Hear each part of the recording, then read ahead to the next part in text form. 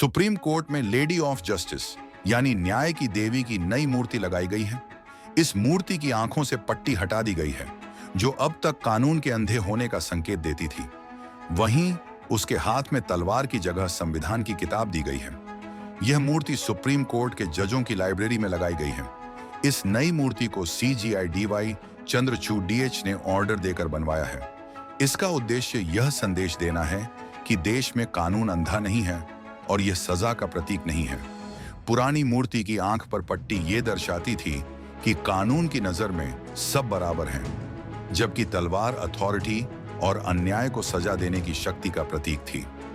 इस मूर्ति को ब्रिटिश शासन की विरासत को पीछे छोड़ने की कोशिश के तौर पर देखा जा रहा है।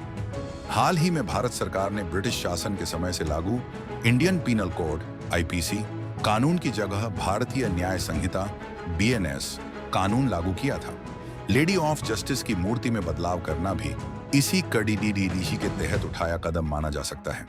Lady of justice Roman mythology की न्याय की देवी जस्टिशिया है। रोम के सम्राट ऑगस्टस न्याय को प्रमुख गुणों में से एक मानते थे। उनके बाद सम्राट टिबेरियस ने रोम में जस्टिशिया का एक मंदिर बनवाया था। जस्टिशिया न्याय के उस गुण का प्रतीक बन गई जिसके साथ हर सम्राट अपने शासन को जोड़ना चाहता था।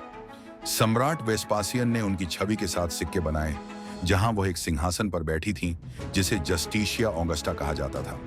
उनके बाद कई सम्राटों ने खुद को न्याय का संरक्षक घोषित करने के लिए इस देवी की छवि का उपयोग किया। दुनिया के कई देशों में न्याय की देवी की यह मूर्ति कोर्ट्स, कानूनी ऑफिस और शैक्षिक संस्थानों में देखी जा सकती है। हालांकि अब यह मूर्ति भारत में दिखाई नहीं देगी।